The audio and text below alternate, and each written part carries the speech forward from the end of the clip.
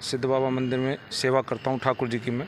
तो इसके अंदर 40 साल से कब्जा कर रखा है कुछ हज्जूपुरा के दबंग लोगों ने, और वहाँ पे इन्होंने गैर कानूनी कागज़ बना रखे हैं। और कुछ कोई पहले भी कोई साधु था तो उनके गैर कानूनी उनके धमकी दे के पता नहीं उन लोगों से इन लोगों ने लिखवाया है।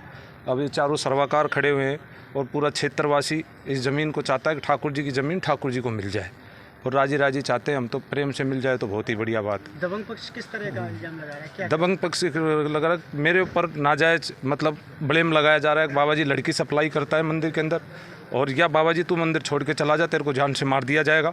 और मेरा इसके अंदर कोई दोष नहीं था। इसके अंदर सर्वाकार वगैरह ये लोग ही इसकी कार्रवाई कर रहे हैं। पूरी क्षेत्र की जनता चाहती है अब ठाकुर जी की संपत्ति ठाकुर जी को मिले और गैर कानूनी से कब्जा नहीं हो। अब इन्होंने की टीम पहुंची, क्या कुछ आश्वासन मिला? हाँ, आश्वासन बोला है। एसडीएम साहब तहसीलदार साहब आए हैं, और डीएम साहब का भी इसके अंदर ऑर्डर मिला हुआ है ज़मीन का कब्जा छुटवाने का।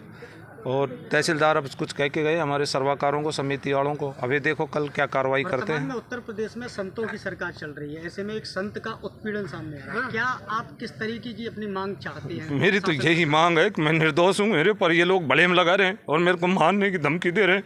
और इसके अंदर अगर सनातन के अंदर ही ऐसा काम होगा तो हम दूसरे मुगलों को क्या समझाएंगे? मंदिरों को, धर्म को हम क्या बचाएंगे जब हिंदू ही मंदिर के ऊपर कब्जा कर रहे हैं ये लोग? सनातन का मंदिर है, ठाकुर जी का बहुत पुराना सिद्ध बाबा का क्षेत्र का मंदिर है, और क्षेत्र की जनता कोई भी कार्य घरों के अंदर होता है पहले सिद्ध बाबा को मानते। तो ये लोग दबंगपने से मंदिर की ज़मीन के ऊपर कब्जा किया है गैर कानूनी। हम तो यही चाहते हैं सरकार से कि कैसे भी करके हमारी ज़मीन को ठाकुर जी के नाम करवा दी जाए वापसी। ठीक। योगी राज में मंदिर के पुजारी की पुकार, मंदिर को दबंगों के कब्जे से बचा लो सरकार। नमस्कार दोस्तों, मैं शेखर पंडित, आपका स्वागत है आपके अपने चैनल पर।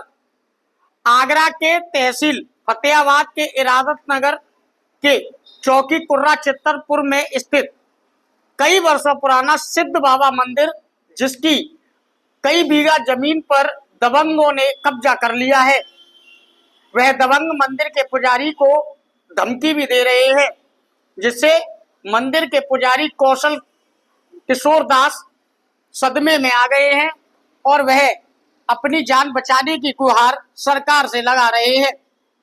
आपको पूरा मामला बताते हैं। तहसील फतेहाबाद के इरादत नगर स्थित कुर्रा चित्तरपुर में कई वर्षों पुराना सिद्ध बाबा का मंदिर है, जिसकी देखरेख वर्तमान में मंदिर के पुजारी कौशल किशोर दास के द्वारा की जा रही है।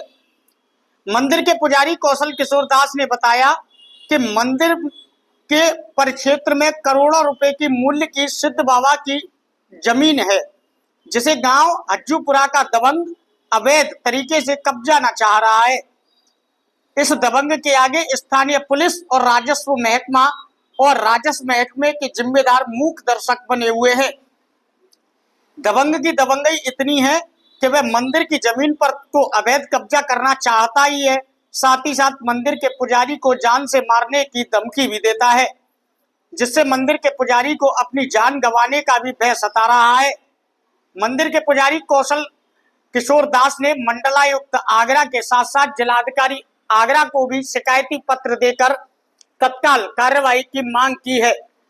शिकायत में बताया गया है कि कुर्रा चित्तरपुर की ग्राम पंचायत सेवला ईर के गाटा संख्या में सिद्ध बाबा मंदिर से जुड़ी कई बीघा जमीन है, जिसे अवैध तरीके से मंदिर पुजारी से अधिकृत करवा लिया गया था, जो कागजी कार्यवाही भी पूरी तरह वैध है और फर्जी है। मंदिर के सेवाकार व गांव के सामाजिक प्रतिष्ठित व्यक्ति भी इस दबंगई से काफी परेशान है। दबंग की नीयत उन्हें साफ नजर नहीं आ रही है। मंदिर के सेवायतों ने भी आगरा प्रशासन से इस जमीन को छुड़वाने की बात कही है। आज तहसील फतेहाबाद के तहसीलदार बबलेश कुमार मौके पर पहुंचे और उन्होंने मौका मुआयना कर ग्रामीणों को समझा दिया है।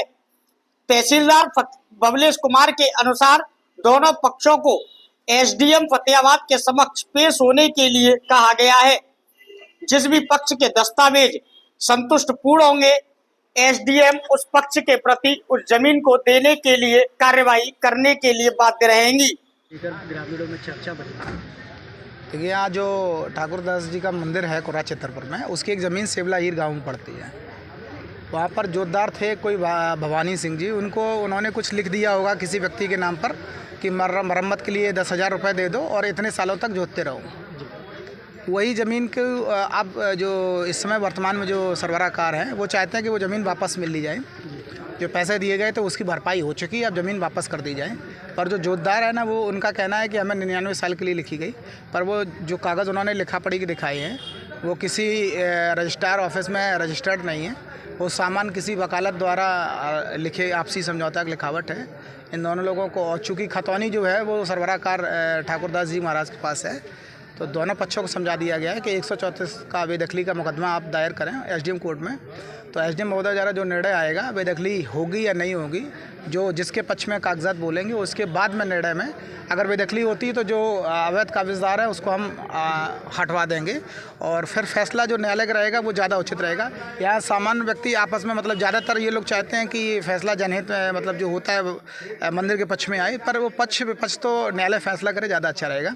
वही मैंने बताया कि 134 का अगर दाखिला हो जाएगा तो वो ज़्यादा बेहतर रहेगा। फिलहाल कुछ पाया मैंने बोल दिया है कि मैं नहीं, मौके को मैंने स्पॉट भी कर लिया है। बस ये है कि देखिए अभी इस तरीके से इस ऐसे मामलों में कोई फैसला दिया नहीं जा सकता। अगर पक्ष कोई जाना चाहता है वो सिविल न्यायालय में भी जा सकता है, वरना ये कागजी अनुसार से ये मंदिर की ज़मीन पाई गई, उस हिसाब से कोई दूसरा कागज़ है जो अपना समझौता दिखाता है तो धारा 134 इसके लिए वैलिड है, वो कागज़ों के हिसाब से बेदखली हो सकती है। तो न्यायालय के फैसले का इंतजार करिए। बाकी का अगर कोई पीड़ित पक्ष है तो उसके लिए ऊपर भी न्यायालय बने हुए हैं, निर्णय आने के बाद में वो सिविल न्यायालय से लेके कहीं भी जा सकता है।